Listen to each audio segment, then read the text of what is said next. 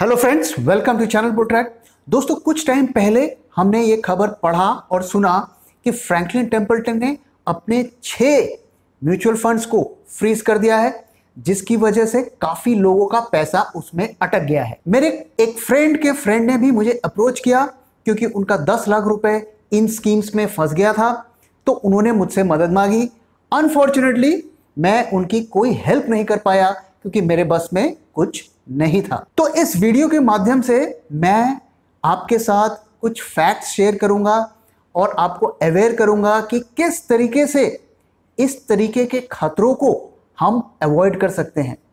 दूसरी चीज जो हम सबको सोचना चाहिए कि हमसे जो ये बार बार कहा जाता है कि म्यूचुअल फंड सही है, तो क्या वाकई में म्यूचुअल फंड सही है? इस बारे में जरा गौर करिएगा। दोस्तों, जब मैं लोगों से बात करता हूं कि आप एफडी के बजाय डेट म्यूचुअल फंड्स में क्यों इन्वेस्ट करना चाहते हो, तो उनका जवाब होता है कि वहां पे रिटर्न एफडी से थोड़ा ज्यादा मिल जाता है, हम इन्फ्लेशन को बीट कर देते। सोचने वाली बात यह है कि 2-3% के लिए आप अपना कैपिटल रिस्क में डालें, क्या यह सही डिसीजन है?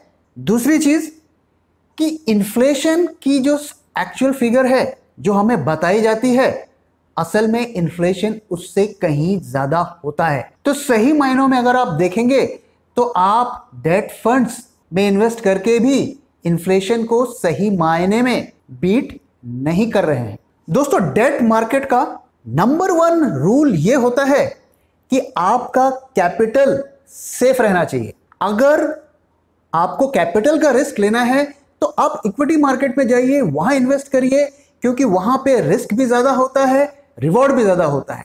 डेट मार्केट में हम इसलिए आते हैं कि कम से कम हमारा कैपिटल सेफ रहेगा और उसके ऊपर हमें थोड़ा बहुत इंटरेस्ट की इनकम भी हो जाएगी। तो इस रूल को हमें हमेशा ध्यान में रखना चाहिए डेट मार्केट में इन्वेस्ट करने से पहले। और हमें सोचना चाहिए कि जब हम डेट मार्केट में इन्वेस्ट कर रहे हैं तो हम कितना रिस्क ले रहे हैं। दोस्तों, अक्सर ऐसा होता है कि लोगों को इन फंड्स के बारे में ज़्यादा जानकारी नहीं होती है और वो पूरी तरीके से अपने एडवाइज़र पर रिलाई कर लेते हैं और उनका एडवाइज़र उन्हें जो भी फंड बोलता है वो उसे मानकर उसमें इन्वेस्ट कर लेते हैं। और साथ में थोड़ी बहुत गलती हमारी भी होती है क्योंकि हम भी अपना होमवर्क नहीं करते हैं ड्यू टू वेरियस रीजंस। और उसमें से एक रीज़न ये होता है कि ये सारी चीज़ें थोड़ी कॉम्प्लिकेटेड होती हैं, थोड़ी हमारी समझ से बाहर होती हैं, इस वजह से हम इसमें अपना ज़्यादा रिसर्च नहीं कर पाते। तो दोस्तों, इस वीडियो में मैं आपके लिए डेट फंड को काफ़ी सिंप्लीफाई कर दूंगा और आशा करता हूं कि इस वीडियो को देखने के बाद आपको एक सही जानकारी मिलेगी और आप एक बेहतर इन्वेस्टर बन के उभरेंगे और सही तरीके से अपने डेट फंड्स को चुनेंगे और उसमें इन्वेस्ट करेंगे। तो आइए दोस्तों, सबसे पहले हम थोड़ा बॉन्ड मार्केट की बेसिक्स को समझते हैं कि बॉन्ड मार्केट काम कैसे करता है। देखिए दोस्तों, जब कंपनी को अपने एक्सपेंशन के लिए या अपने बिजनेस के लिए पैसा चाहिए होता है तो उसके पास 2 मेन एवेन्यूज होते हैं, एक इक्विटी मार्केट का और एक डेट मार्केट या बॉन्ड मार्केट का। दोस्तों, कंपनीज बॉन्ड मार्केट में तब जाती हैं जब वो कंपनी में अपने इक्विटी को डाइल्यूट नहीं करना चाहते हैं या नए शेयर होल्डर्स नहीं बनाना चाहते हैं, तो वो बॉन्ड मार्केट का रुख करते हैं। अब इक्विटी मार्केट से आप पूरी तरीके से फेमिलियर हैं कि कैसे काम करता है। सबसे पहले एक आईपीओ आता है, उस आईपीओ सब्सक्राइब होने के बाद वो एक्सचेंज में लिस्ट होता है और एक्सचेंज में ट्रेडिंग होती है, जिसमें एफआईआईज, म्यूचुअल फंड्स और रिटेल आपस में ट्रेडिंग करते हैं। और जब कंपनी डिविडेंड अनाउंस करती है, जो करंट शेयर होल्डर होता है उसको वो डिविडेंड मिल जाता है। वहीं अगर हम बॉन्ड मार्केट की बात करें तो बॉन्ड मार्केट का प्रोसेस भी लगभग उसी तरीके का होता है। तो सबसे पहले बॉन्ड का एक आईपीओ आता है, लेकिन ज्यादातर केसेस में उन आईपीओ बॉन्ड आईपीओज में जो बड़े बड़े इंस्टीट्यूशंस होते हैं, म्यूचुअल फंड्स होते हैं, डीआईआईज होते हैं, एफआईआईज होते हैं, वही पार्टिसिपेट करते हैं और वही उन फंड्स को खरीदते हैं क्योंकि उसका साइज बहुत बड़ा होता है। कुछ केसेस में रिटेल भी पार्टिसिपेट करते हैं, जैसे नॉन कन्वर्टिबल डिबेंचर्स या डिबेंचर्स होते हैं, लेकिन हम अपना फोकस बॉन्ड मार्केट में रखते हैं। तो जब बॉन्ड इश्यू होता है तो उसमें इंस्टीट्यूशंस पार्टिसिपेट करते हैं, वो बॉन्ड को खरीदते हैं। तो मान लीजिए एक म्यूचुअल फंड ने एक बॉन्ड एक्स को खरीदा और उसको 2 साल होल्ड किया। अब उसे लगता है कि नहीं, उसे इस बॉन्ड को फर्दर होल्ड नहीं करना है ड्यू टू एनी रीजन। हो सकता है उन्हें लगता हो कि इस कंपनी में थोड़ा रिस्क आ गया है, तो वो म्यूचुअल फंड उस बॉन्ड को सेल कर देती है। बॉन्ड की सेलिंग भी एक्सचेंज में होती है जिस तरीके से इक्विटी की होती है। तो वो बॉन्ड एक म्यूचुअल फंड से दूसरे म्यूचुअल फंड के यहां पहुंच जाता है या दूसरे एफआईआईज के यहां पहुंच जाता है। तो इस तरीके से बॉन्ड भी अपने हैंड्स चेंज करता है, उसकी ओनरशिप भी चेंज होती रहती है। और जो भी करंट ओनर होता है उस बॉन्ड का, उसे एज पर द एग्रीमेंट जो बॉन्ड की कंपनी होती है वो इंटरेस्ट पे करती है। वो इंटरेस्ट हो सकता है वो मंथली पे करे, हो सकता है वो क्वार्टरली पे करे, हो सकता है वो ईयरली पे करे। तो जो बॉन्ड को खरीदने का सबसे बड़ा कारण होता है कि हमें इंटरेस्ट की इनकम हो, और वही इनकम से आपके डेट फंड का एनएवी बनता है। तो अगर कंपनी ने इंटरेस्ट देना बंद कर दिया तो आपको एनएवी में लॉस होगा, या कंपनी ने डिफॉल्ट कर दिया, मैच्योरिटी के बाद भी अपना कैपिटल नहीं लौटाया, तो भी आपके एनएवी में उसका सिग्निफिकेंट इफेक्ट पड़ेगा। तो इस डिस्कशन का कंक्लूजन क्या है? इस डिस्कशन का कंक्लूजन ये है कि आप डेट फंड में जब पैसा लगाते हैं तो वो म्यूचुअल फंड उस पैसे को कहां इन्वेस्ट करता है इस पर आपका कोई कंट्रोल नहीं होता है। अगर म्यूचुअल फंड ये डिसाइड करते हैं कि हम इसे किसी घटिया कंपनी के घटिया बॉन्ड में इन्वेस्ट कर देंगे तो वो कर देंगे, आप उसमें कुछ नहीं कर सकते। मैं आपको एक इमेजिनरी सिचुएशन बताता हूं। मान लीजिए एक बड़ा बिजनेसमैन है और वो एक नई कंपनी खोल रहा है। उस कंपनी में कोई बिजनेस नहीं है, कोई कैश फ्लो नहीं है, बट उसे उस कंपनी के लिए फंड चाहिए। तो वो क्या करता है? अब फंड के लिए वो इक्विटी मार्केट में तो जा नहीं सकता। क्यों? क्योंकि कंपनी में कोई बिजनेस नहीं है, कैश फ्लो नहीं है। तो उसके लिए डेट मार्केट का रास्ता आसान हो जाता है। वो क्या करता है? वो 2-3 फंड मैनेजर को बुलाता है, उनके साथ मीटिंग करता है, उनको कुछ लालच देता है और वो फंड मैनेजर तैयार हो जाते हैं कि हम आपके बॉन्ड में इन्वेस्ट कर देंगे, और वो उस बॉन्ड को खरीद लेते हैं। अब 2-3 क्वार्टर तो वो कंपनी उस बॉन्ड पर अपना इंटरेस्ट देती है, फिर उसका बिजनेस नहीं चल पाता है और वो उस पर इंटरेस्ट देना बंद कर देती है।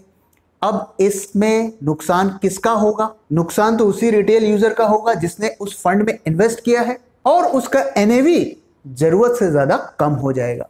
देखिए दोस्तों, ये एक इमेजिनरी कहानी है, मैंने यहाँ पे किसी का नाम नहीं लिया है, लेकिन ये कहानी इतनी भी इमेजिनरी नहीं है। मैं आपको सलाह दूंगा, आप गूगल पे जाके सर्च करें, शायद इससे मिलती जुलती कोई कहानी आपको मिल जाए। अब बात करते हैं कि हम डेट फंड्स को कैसे चुने, किस डेट फंड में हम पैसा लगाएं। दोस्तों, मुझे लगता है जानबूझ के फंड्स को इतना कॉम्प्लिकेटेड कर दिया गया है। दोस्तों, जो डेट फंड्स होते हैं वो 16 तरीके के होते हैं। 16 types of debt funds are there, और फॉर रिटेल यूजर ये थोड़ा मुश्किल हो जाता है कि ये समझ सके कि ये डेट फंड किस तरीके का है, वो किस तरीके का है, और इसमें और उसमें क्या डिफरेंस है। और अगर आप अपने एडवाइजर से भी पूछेंगे तो शायद वो आपको नहीं बता पाएगा। तो हमने आपके लिए ये थोड़ा एक सिंप्लीफाई कर दिया है। तो हमने इन 16 म्यूचुअल फंड्स को 3 कैटेगरी में डिवाइड कर दिया गया है। पहली कैटेगरी जिसे हम कहेंगे सेफ्टी कैटेगरी, ये वो फंड्स हैं जिसमें आपका कैपिटल सबसे ज्यादा सेफ रहता है, डिफॉल्ट के चांसेस ऑलमोस्ट 0 रहते हैं। तो अगर आप लॉन्ग टर्म के लिए अपना पैसा डेट फंड्स में रखना चाहते हैं तो आप इन कैटेगरी के फंड्स को चुनें। इसमें कौन कौन से फंड्स आते हैं? Corporate funds, guild funds and banking and PSU funds. Guild fund जैसा कि आपको पता है कि गवर्नमेंट सिक्योरिटीज में ही इन्वेस्ट करते हैं, तो गवर्नमेंट के बॉन्ड्स पे सबसे ज्यादा सेफ्टी रहती है। वहीं जो कॉर्पोरेट बॉन्ड फंड्स होते हैं वो हाईएस्ट क्वालिटी की कंपनीज जैसे टाटा मोटर्स, टाटा स्टील, इन्फोसिस, इस तरीके की कंपनीज में इन्वेस्ट करते हैं, तो वहां पे भी काफी हद तक सेफ्टी रहती है। और जो बैंकिंग और पीएसयू फंड्स हैं तो वो भी बैंक्स में और जो पीएसयूज होते हैं उनमें इन्वेस्ट करते हैं, तो इन कंपनीज में भी काफी हद तक एक सेफ्टी रहती है। तो अगर आप डेट फंड्स में ही इन्वेस्ट करना चाहते हैं लॉन्ग टर्म के लिए, तो आपके लिए ये 3 ऑप्शंस हैं सेफ्टी कैटेगरी में। इनका अगर आप रिटर्न देखें, पास्ट परफॉर्मेंस देखें, तो ये 8 to 10% का रिटर्न भी आपको दे देंगे। इनका एक्सपेंस रेशियो 0.20% से 0.70% का है। दूसरी जो कैटेगरी के फंड्स हैं उन्हें हम शॉर्ट टर्म फंड्स कहेंगे। इन फंड्स का इस्तेमाल हमें तब करना चाहिए जब आप अपने पैसे को शॉर्ट टर्म के लिए कहीं रखना चाहते हैं। शॉर्ट टर्म के लिए क्यों रखना चाहेंगे? मान लीजिए आपको लगता है कि बाजार अभी यहां से गिरेगा, तब मैं पैसा लगाऊंगा।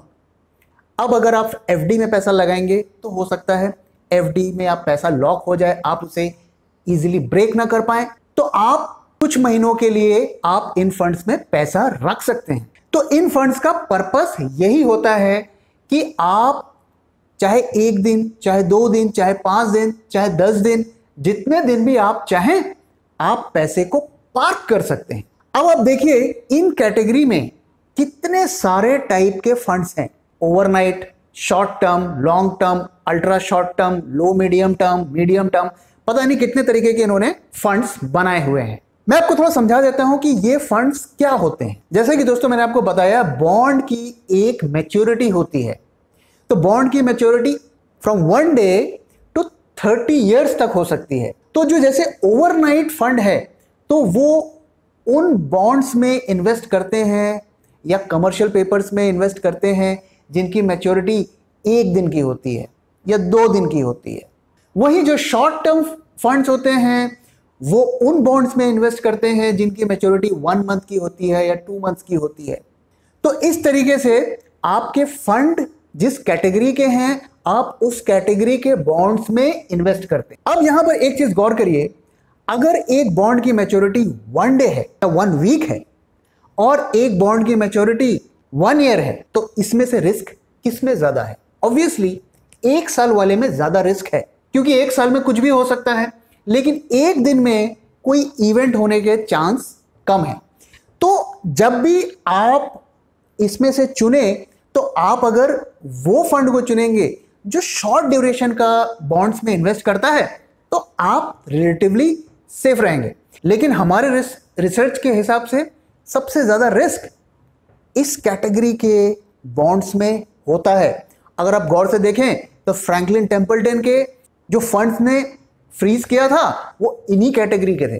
तो इसलिए अगर आप इस कैटेगरी में इन्वेस्ट कर रहे हैं तो पूरी उस फंड की कुंडली निकालें, आप देखें कि उसने कहां कहां इन्वेस्ट किया है, और साथ में आप हर महीने उनकी एक्टिविटी पर ट्रैक रखें, तभी इन फंड्स में इन्वेस्ट करें। अदरवाइज आपकी सिचुएशन भी फ्रैंकलिन टेम्पल्टन इन्वेस्टर्स की तरह हो सकती है। अगर इन शॉर्ट टर्म फंड्स की हम बात करें तो इनके रिटर्न 5% से 10% के रेंज में देखे गए हैं, और एक्सपेंस रेशियो 0.05% से लेकर 2% तक हो सकते हैं। यहां पर एक और चीज मैं आपको बता देता हूं कि अगर आपका फंड बहुत कम ड्यूरेशन के बॉन्ड में इन्वेस्ट करता है तो उसमें रिटर्न भी कम होता है, हालांकि उसमें सेफ्टी ज्यादा होती। तीसरी जो कैटेगरी होती है उसका नाम हमने दिया है वॉलेटाइल कैटेगरी। इन फंड्स में आपको इन्वेस्ट नहीं करना चाहिए, क्योंकि ये कैटेगरी एक्सपर्ट्स लोगों के लिए है। अगर आप बॉन्ड मार्केट को समझते हैं, अगर आप इंटरेस्ट रेट को समझते हैं, इन्फ्लेशन को समझते हैं और इनका आपस में कनेक्शन को समझते हैं, तभी आपको इन फंड्स में इन्वेस्ट करना चाहिए। अदरवाइज आप इनसे बिल्कुल दूर रहें, ये रिटेल के लिए नहीं है। इनका रिटर्न अगर आप देखें तो काफी वेरी करता है, 3% से लेकर 11% तक, और इनका एक्सपेंस रेशियो भी 0.5 से 1% के बीच में अक्सर रहता है। दोस्तों मैं आपसे ये शेयर करता हूं कि ये जो डेट म्यूचुअल फंड्स हैं, ये क्या क्या गलतियां करते हैं जिसकी वजह से आपको नुकसान होता है। आपको शायद ये बताया गया होगा कि ये तो कोरोना महामारी के चक्कर में ये फंड्स डिफॉल्ट कर रहे हैं, लेकिन अगर आप इनकी हिस्ट्री देखेंगे तो ये इन गलतियों को पहले भी कर चुके हैं, और इनके पूरे पूरे आसार हैं कि ये आगे भी इन गलतियों को करेंगे। अब इन गलतियों से होता क्या है कि ये आपके एनएवी को हिट करता है, और जो एनएवी आपको मिलना चाहिए वो नहीं मिल पाती है, उससे कम मिलती है। तो पहली जो इनकी गलती है वो ये है कि एक तो ये जो स्ट्रेस्ड कंपनीज हैं जैसे यस बैंक हो गई, जेट एयरवेज हो गई, इनके बॉन्ड में पैसा लगा देती हैं। लेकिन पैसा लगाने के बाद आपके पास जब एग्जिट का रूट है, आप चाहे तो उन बॉन्ड्स को बेच के निकल सकते हैं, लेकिन टाइमली वो उन बॉन्ड्स को नहीं बेचती हैं। अब आप अगर टाइमली बॉन्ड्स को नहीं बेचेंगे तो आपको उसका इंटरेस्ट मिलना बंद हो जाएगा और जो आपका कैपिटल है, जो मैच्योरिटी की वैल्यू है, वो भी रिस्क में आ जाएगी। अगर आप क्लेम करते हैं कि आप एक्सपर्ट्स हैं, जानकार लोग इन फंड्स को मैनेज करते हैं, तो आपको जिन बॉन्ड्स में आपने इन्वेस्ट किया है उन पर वॉच रखना चाहिए और समय आने से पहले ही आपको उन बॉन्ड्स को एग्जिट कर देना चाहिए। तो अगर आप टाइमली एग्जिट नहीं कर पाए तो फिर आप काहे के एक्सपर्ट हैं? किस बात के आप एक्सपर्ट हैं? किस बात के आप फीस ले रहे हैं? दूसरी जो गलती ये करते हैं कि जो लो रेटिंग कंपनीज हैं, जिनकी रेटिंग अच्छी नहीं है, उनके बॉन्ड भी खरीद लेते हैं। दोस्तों, आप जब बैंक से लोन लेने जाएंगे या क्रेडिट कार्ड लेने जाएंगे, आपकी अगर क्रेडिट रेटिंग खराब है तो बैंक आपको लोन नहीं देगा। लेकिन वहीं देखिए, जिन बॉन्ड्स की रेटिंग खराब है, ये फंड्स उन बॉन्ड्स को भी खरीद लेते हैं। अगर आप इनके डिटेल्स देखेंगे तो इसमें बहुत से आपको ऐसे बॉन्ड मिल जाएंगे जो लो रेटिंग के होते हैं। अब आप बोलेंगे कि भाई ये लो रेटिंग के बॉन्ड्स में क्यों खरीदते हैं? तो उसके दो कारण होते हैं। एक तो इन्हें लगता है कि वहां पे इंटरेस्ट थोड़ा ज़्यादा आएगा, तो बेसिकली आप रिस्क ज़्यादा ले रहे हैं, उन सब स्टैंडर्ड कंपनी के बॉन्ड्स में इन्वेस्ट करते हैं। तीसरी जो वो ये गलती करते हैं कि वो इन्वेस्ट करने के बजाय लेंड करते हैं। इन्वेस्टिंग और लेंडिंग में क्या अंतर है? इन्वेस्टिंग का मतलब होता है आपने एक कंपनी के बॉन्ड में पैसा लगाया, जब आपको लगता है कि नहीं अब मुझे इस बॉन्ड को होल्ड नहीं करना है, तो आप एक्सचेंज में उसे सेल करके आप एग्जिट कर सकते हैं। लेंडिंग का मतलब होता है कि आप सीधा कंपनी को लोन दे रहे हैं, आप उसके बॉन्ड के थ्रू लोन नहीं दे रहे हैं, आपने सीधा उसको पैसा दे दिया एज अ लोन। तो ये काम भी म्यूचुअल फंड करते हैं। अगर आप किसी ऐसी कंपनी को लोन दे रहे हैं जिनकी कोई क्रेडिबिलिटी नहीं है, जिसमें कोई कैश फ्लो नहीं है, तो आपका पैसा तो डूबना ही है सूनर और लेटर। ये जो आपने स्कैंडल्स देखे और सुने, IL&FS, DHFL, जी एक्सेट्रा के, इसमें यही तो हुआ था। उन लोगों ने बॉन्ड के बजाय डायरेक्ट लेंडिंग की थी इन कंपनीज को। चौथी गलती जो वो करते हैं, लोन राइट ऑफ। दोस्तों, अगर आप एक क्रेडिट कार्ड का बिल नहीं चुकाएंगे तो आप देखेंगे कि आपके घर के बाहर बैंक के गुंडे आके खड़े हुए हैं, आपके घर से सामान उठा के ले जाएंगे। लेकिन ये जो कंपनी जिनको म्यूचुअल फंड्स लेंड करती है, जब वो पैसे नहीं चुका पाते हैं तो म्यूचुअल फंड वाले क्या करते हैं, लोन को राइट ऑफ कर देते हैं। राइट ऑफ का मतलब एक तरीके से यही हुआ कर्जा माफी, जाइए हमने आपका कर्जा माफ कर दिया। तो दरअसल वो आपका ही पैसा था, म्यूचुअल फंड ने आपका ही पैसा लेकर उस पैसे को किसी कंपनी को दे दिया, और जब कंपनी ने कहा नहीं जी हम नहीं चुका पाएंगे, तो बोला कोई बात नहीं जी, मत चुकाइए, कौन सा हमारे बाप का पैसा है। तो अगर आप देखेंगे कुछ टाइम पहले फ्रैंकलिन टेम्पल ने 2000 करोड़ का लोन राइट ऑफ किया है। पांचवी जो वो गलती करते हैं कि वो कई तरीके के लूप होल्स यूज करते हैं, और उन लूप होल्स को यूज करके वो ऐसे बॉन्ड्स में इन्वेस्ट करते हैं जिनमें उन्हें नहीं करना चाहिए। फॉर एग्जाम्पल, अगर एक शॉर्ट टर्म फंड है तो उसे शॉर्ट टर्म के बॉन्ड में ही इन्वेस्ट करना चाहिए, लेकिन वो एक लूप होल का इस्तेमाल करके वो लॉन्ग टर्म बॉन्ड में भी इन्वेस्ट कर देते हैं। अगर आप पूछें तो इसमें क्या प्रॉब्लम है? प्रॉब्लम जैसा कि मैंने आपको बताया कि जितनी बॉन्ड की ड्यूरेशन ज्यादा है उतनी आपकी रिस्क बढ़ जाती है। तो आपने शॉर्ट टर्म बॉन्ड कह के क्लाइंट से पैसा लिया और पैसा आपने लॉन्ग टर्म बॉन्ड में लगा दिया। तो आइए दोस्तों, अब इस बारे में बात करते हैं कि हम क्या प्रिकॉशंस लें, कैसे हम इन खतरों से बचें ताकि हमारा पैसा डेट फंड्स में सेफ रहे। सबसे पहली चीज कि हमने जो आपको बॉन्ड सिलेक्शन का गाइडलाइन दिया है, उस गाइडलाइन को फॉलो करके अब बॉन्ड्स को चूज करिए। अच्छा रहेगा आप सेफ्टी कैटेगरी के डेट फंड्स में ही इन्वेस्ट करें, जैसे कि corporate date funds, guilt funds, banking and PSU funds. इन्हीं तीन पर ज्यादातर आप फोकस करें। दूसरी चीज, आपको सेफ्टी पर फोकस करना चाहिए। 1-2% रिटर्न अगर किसी और फंड में मिल रहा है जहां पे सेफ्टी थोड़ी कम है, तो आपको उसे कंसिडर नहीं करना चाहिए। हमेशा ध्यान में रखिए कि आप डेट मार्केट में इसलिए आए हैं क्योंकि आपका कैपिटल सेफ रहे। अगर आपको रिस्क लेना है तो आप इक्विटी मार्केट में जाइए, बॉन्ड मार्केट में मत रहिए। बॉन्ड मार्केट या डेट मार्केट का number 1 rule, your capital should be safe. तीसरी चीज जो आपको चेक करना है कि आपका जो फंड है वो कहां पैसे लगा रहा है, उसने किस किस बॉन्ड में इन्वेस्ट किया है, उन बॉन्ड्स की रेटिंग्स क्या है। दोस्तों ऐसी बहुत सारी साइट्स हैं जहां पे आप जाके किसी भी फंड का डिटेल निकाल सकते हैं और देख सकते हैं कि उस फंड ने किस किस बॉन्ड में इन्वेस्ट किया है और कितना कैपिटल किस बॉन्ड में लगाया है। मैं किसी साइट का नाम नहीं लूंगा, अदरवाइज आपको लगेगा कि मैं किसी साइट का प्रमोशन कर रहा हूं, लेकिन आप अगर थोड़ा बहुत गूगल सर्च करेंगे तो आपको यह इंफॉर्मेशन मिल सकती है। तो मैं आपको दिखाता हूं कि आपको क्या क्या चीजें चेक करनी है। सबसे पहले आप जाके देखिए कि आपके फंड ने किस किस बॉन्ड्स में पैसा लगाया है। टॉप 10 होल्डिंग्स को जाके देखें और वहां पे आपको यह दिख जाएगा कि कितना परसेंट उन्होंने किस बॉन्ड में लगाया है। जैसे कि आप इस एग्जांपल में देख सकते हैं कि इस वक्त इस फंड का 28% कैश पे है, 10% इस फंड ने गवर्नमेंट ऑफ इंडिया के बॉन्ड में लगाया हुआ है। तो इस तरीके से आप चेक कर सकते हैं कि आपके फंड ने कहां कहां कितना परसेंट पैसा लगाया है। दूसरी एक इंपॉर्टेंट चीज आपको चेक करनी चाहिए जिससे आप खतरे को बहुत पहले ही भांप लेंगे, वो क्या है? AUM, assets under management. दोस्तों AUM क्या होता है कि आप कितना पैसा टोटल अभी आप मैनेज कर रहे हैं, यानी कि फंड के अंडर में कितना पैसा है। तो आप अगर AUM का ट्रेंड देखेंगे तो उससे आपको यह पता चल जाएगा कि फंड में पैसा आ रहा है या फंड से पैसा निकल रहा है। फंड से जब पैसा निकलता है इसका मतलब लोग रिडम्पशन कर रहे हैं और फंड से पैसा निकाल रहे हैं।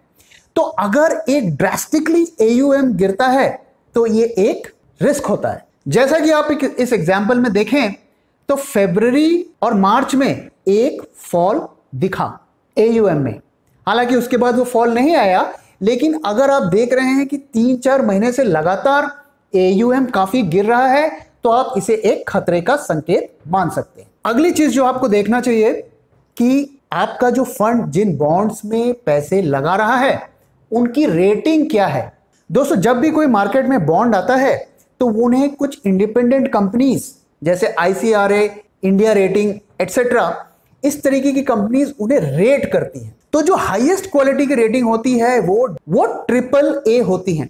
दोस्तों रेटिंग भी 25-30 तरीके की होती हैं, सबका मतलब अलग होता है और हर कंपनी की रेटिंग भी अलग होती है।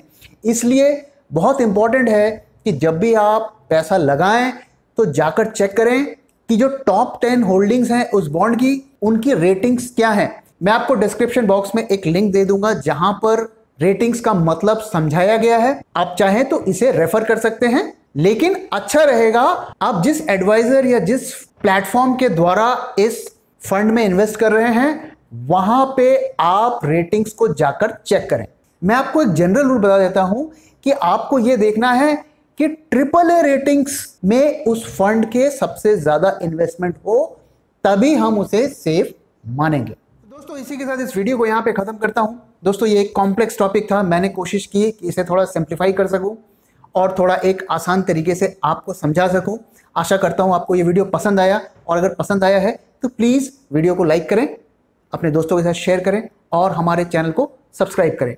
और अगर आपको किसी भी तरीके की कोई जानकारी चाहिए तो आप हमसे YouTube फोरम के थ्रू जुड़ सकते हैं या care@bulltrack.in पे भी आप हमें लिख सकते हैं। तो thank you very much for time दोस्तों, फिर मिलेंगे किसी और वीडियो में।